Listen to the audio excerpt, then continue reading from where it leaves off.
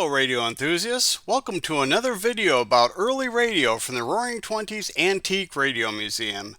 In this video we will be telling you the story of a radio station you may have never heard of, whose existence was brief and yet it was still an important part of radio history. This is the story of radio station WDY. It wasn't until after World War I ended that radio became of great interest to major American companies. Both Westinghouse and DeForest Radio Telephone Company had stations up and operating.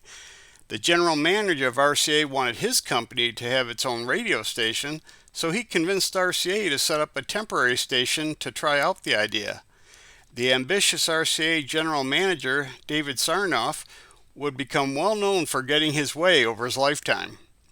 RCA established a temporary station, WJY, to broadcast one prize fight between Jack Dempsey and Georges Carpentier on July 2, 1921. The broadcast was a great success, and that convinced RCA to build what was going to be its permanent radio station at General Electric's plant in Roselle Park, New Jersey.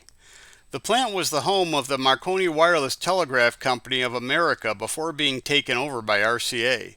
The new station was assigned the call sign WDY by the federal government when it issued RCA a new license for the radio station. The manager of the new station would be J. Andrew White, who was also editor of RCA's magazine, The Wireless Age, at the time.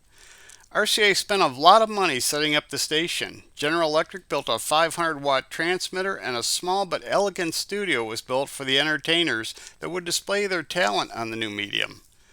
During this time, Westinghouse wasn't standing still and had built its own local New York station, WJZ. WDY's first broadcast would be on December 15, 1921. Both WDY and WJZ had to broadcast on the same frequency, 360 meters or 833 kilohertz, and as a result had to share broadcast time with each other. WDY would broadcast on Monday, Wednesday, and Friday night. A famous actor at the time, Eddie Cantor, would make his first radio appearance there in early February of 1922. At the time, payment for performances was only a meal. Changes in the broadcast industry were coming fast and furiously, and these changes made it obvious that both stations were not needed. RCA decided to shut down WDY, a radio station that RCA spent a large amount of time and money to build and license. Its last broadcast would be February 22, 1922, just 2 months after its initial broadcast. The WDY story may seem on the surface to have been a colossal waste of time and money, but setting up and running RCA's first broadcast radio station gave the company valuable experience in running a radio station and paved the way for RCA to become the biggest player in the history of broadcast radio.